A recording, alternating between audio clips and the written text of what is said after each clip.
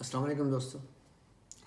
Doctor Suhail Ahmad Khan साहब बहुत मोतबर नाम, अल्लाह उनकी आगे की मंजिलें आसान करे।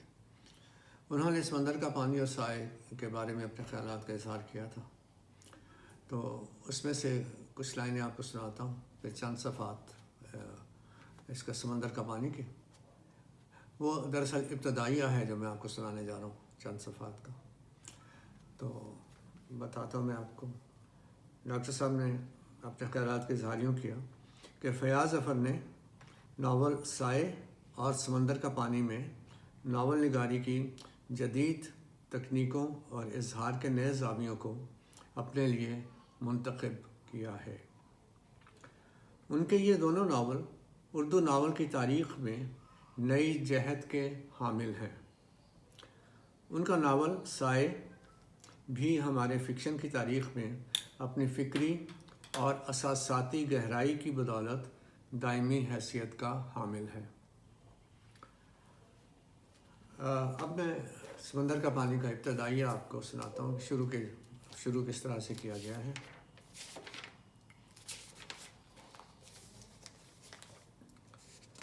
मेरे कदमों को आज तक ज़मीन नहीं मिली, सफ़र मेरा मुक़द्दर बन चुका है। मैं अभी तक अपने आप को ठीक तरह से देख भी नहीं पाया। शायद ये सब कायनाती वजूद के मुंतशिर होने से हुआ है, और शायद यही हादसा मेरे मुसलसल सफ़र का बाइस बना है। उसने सोचा कि यकीनन वो किताब बहुत ज़ख़ीम होगी जिसके बीच के बाब का कोई वर्क उसके हाथ लग गया था। उस वर्क के एक सफ़ा पर कुछ चीज़ों का इदराक था और दूसरे पर उन्हें देख सकने के इम्कानात। वो उस वर्क को हाथ में लिए दूसरे सफ़े की सतरों पर चलता बहुत दूर निकल आया था, जहाँ से वो बहुत कुछ देख सकता था जिसके इम्कानात दर्ज थे।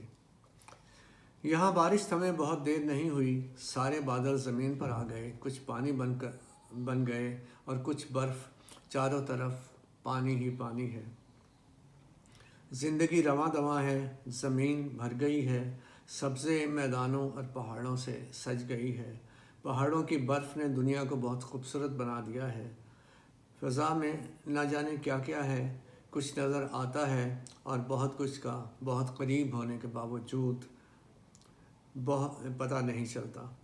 आवाज़ें इस कदर हो गई हैं कि आवाज़ों के दरमियानी वक्फ़े बहुत कम मुयस्सर आते हैं जिनमें हकीकत का इदराक होता है। सूरज के तवाफ़ में कहीं रोशनी हो जाती है तो कहीं तारीकी, और कहीं से रोशनी किसी बूढ़े की तरह ज़मीन पर लाठी टेकती इंतहाई पजमुर्दगी के आलम में गुज़रती रहती है। ज़मीन पर बसने वालों का इन्हसार सूरज की रोशनी पर और ज़मीन के सूरज से मखसूस फासले पर है, जिसने एक मखसूस अमल से गुज़रने के बाद उनकी हयात के लिए माहौल साजगार बनाया है।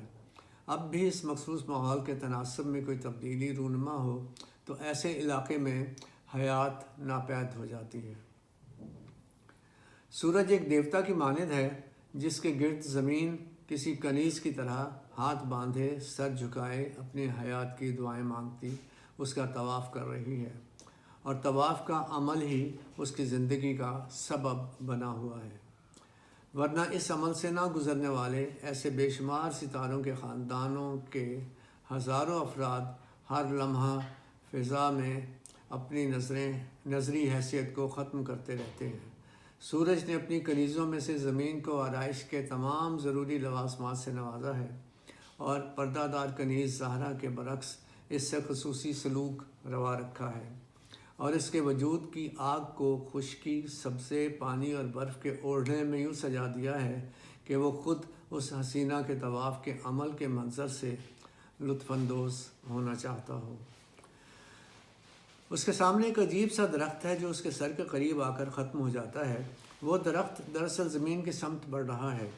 उसकी चोटी की शाखें ज़मीन की समत हैं। उस घने दरख्त की जड़ें कहीं बहुत ऊपर हैं और उसका तना आसमान की तरफ जाकर कहीं जड़ों में ख़त्म हो जाता है।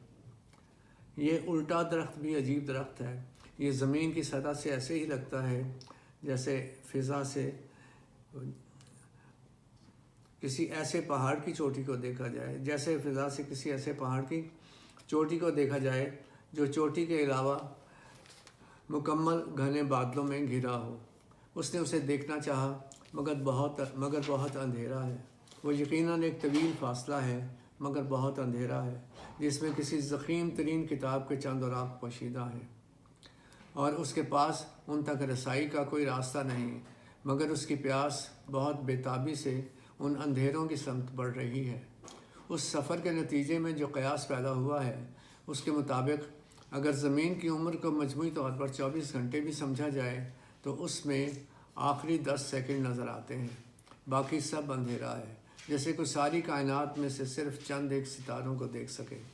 इसने ज़मीन पर बसने वालों पर निगाह डाली। घर, घोंसले, छोटे छोटे जानवरों की मिट्टी की पनाह गाहें, पानी में जानवरों के घर, मक्खियों, भीड़ों के छत्ते, मकड़ियों के जाले, जानवरों की गारें, बिलें और चट्टानों की आड़ें, दरख्तों की टहनियाँ और माओं की गोदें, इन सब में लोग रहते हैं। यहाँ चारों तरफ फासले बहुत कम कम दिखाई दे रहे हैं, और दो जिस्म जिनकी हिद्दत से कोहर ज़रा दूर हट गई है, साथ साथ चल रहे हैं। वो और बादल और खुशबू इतने पास पास चल रहे हैं, लगता है कि उनके अलावा दुनिया में कुछ नहीं है।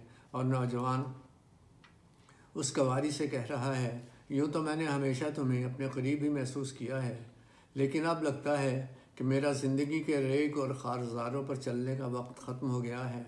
उसने मर्द की आंखों में देखा, मुस्तरिब हुई और सिमट कर यूँ बैठ गई जैसे समंदर की गहराइयों में पड़ा कोई सीप अचानक बंद हो जाए। नहीं, ये खेत मेरे हैं, वो कसमसाई। मैं इन्हें तुमसे छीनूंगा नहीं, बस ये मुझे दे दो। मैं इन्हें सेंचूंगा और उस ज़मीन को तरह तरह की ज़ैबाइश दूंगा। नहीं, तुम मुझे मार दोगे। नहीं, मैं तुम्हें ज़िंदगी दूंगा, ऐसी सरशारी दूंगा कि तुम मरने का दुख भूल जाओगी। मौत का नाम सुनकर वो खाइफ हुई और भागने लगी। मर्द ने उसे चंद कदमों पर ही जा लिया, जिसकी आंखों के तेवर अब बदलने लगे थे। मैं तुझे अब यहाँ से भी नहीं उतरने दूंगा। और उसने औरत को ज़मीन पर पटक दिया, बेबस कर दिया। उस बेबसी में जब उसने मर्द को कुछ सुपुर्दगी के अंदाज में देखा तो उसकी पहचान मुश्किल हो रही थी, मगर उसने इतना ज़रूर महसूस किया कि इसकी क़ुव्वत में ज़िंदगी है, इसमें पनाह ले लेनी चाहिए। वो उससे ज़्यादा कुछ ना सोच सकी और उसने ख़ुद को अज़ियत बख्श सरशारी के सुपुर्द कर दिया। Thank you very much.